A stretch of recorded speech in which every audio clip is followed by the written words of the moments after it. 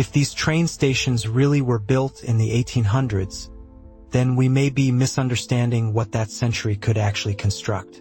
And if they weren't, then the question isn't only how, it's when. In the photograph, the people look like an afterthought. A row of men in dark coats stands at the base of a massive station facade. They're there for scale, whether they meant to be or not. Above them, the entrance arch rises high enough to swallow a house. The stone blocks look uniform. The columns look finished, not rough. And behind the arch, the interior ceiling appears to vault upward like a civic cathedral. The caption says it's a new station, late 1800s. But the contradiction is quiet and hard to shake. If this was truly a fresh build from that era, why does it already look ancient, overbuilt, and strangely effortless? The official explanation is familiar.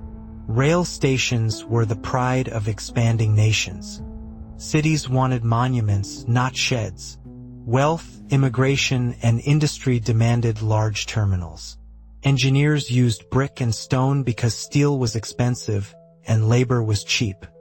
It was a time of grand public works. That explanation accounts for some things, but not this.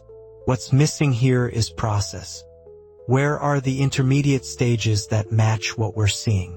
Where are the temporary supports, the scaffolds, the partial walls, the messy phases you'd expect in a project that size? In many images, the station appears complete in a single moment, like it simply arrives in the record as a finished object. And if it was such a triumph, why do so many captions feel strangely brief, as if the building's scale doesn't deserve a detailed description? The scale problem starts at ground level. Look at the doors. Not the main arch, the side doors. They often appear tall enough for carts to pass through, even when they're labeled as staff entrances. Staircases are wide and shallow, built for heavy foot traffic.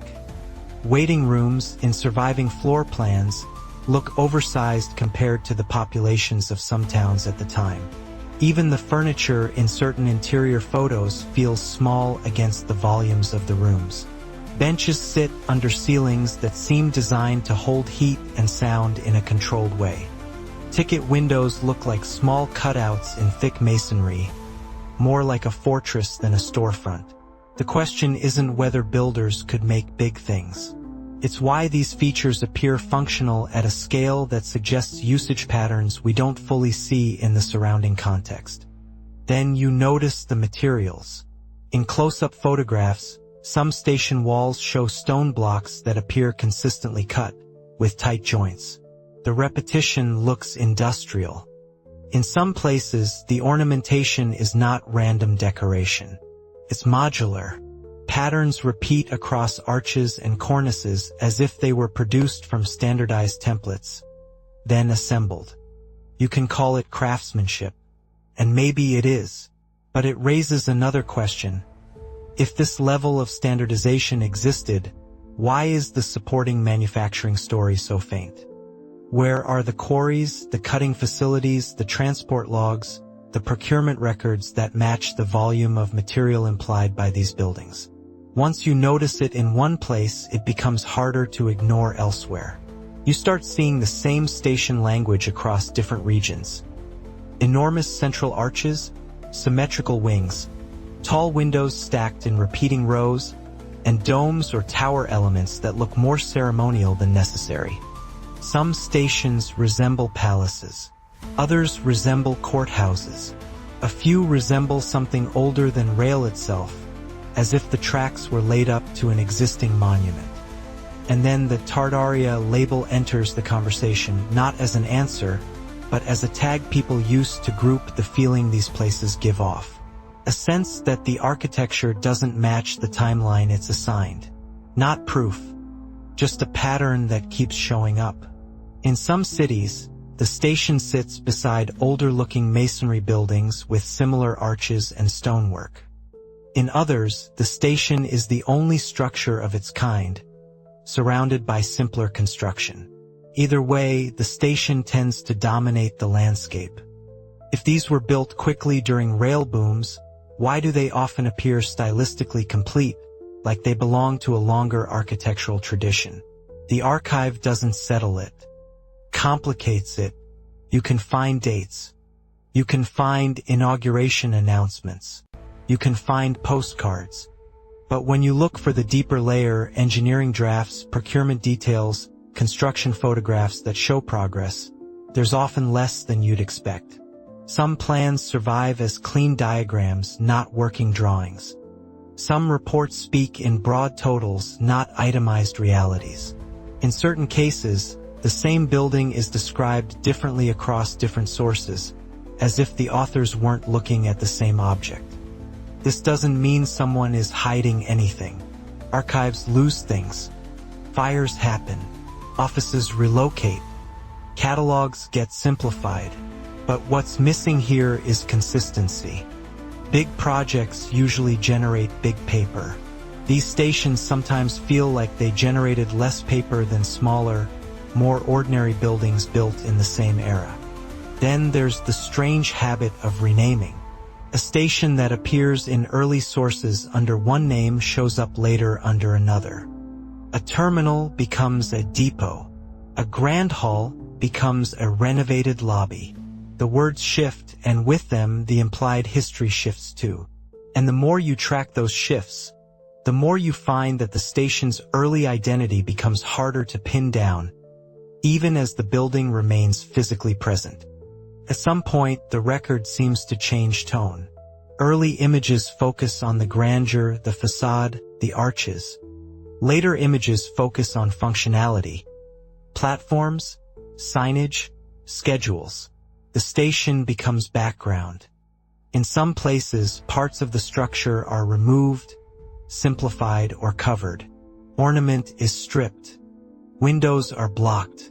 Domes disappear from skylines without much explanation beyond modernization, or fire safety, or war repairs. That may all be true, but it creates a disappearance event that's easy to miss. Not a single moment, but a transition where these stations stop being described as remarkable, even when they still look remarkable. The clean break isn't only architectural, it's documentary. After a certain point, the story becomes easier. The stations become Victorian, Beaux-Arts, Revival, labels that organize the discomfort into categories. And the question becomes quiet and persistent. What kind of historical shift turns a monumental object into something ordinary in the record? The most unsettling part is how often people are missing from the images. Stations designed for crowds are frequently photographed with empty halls. Platforms stretch into the distance with only a few figures. Vast waiting rooms hold scattered passengers, like the building was prepared for a volume of movement that isn't captured. Maybe it's the exposure time.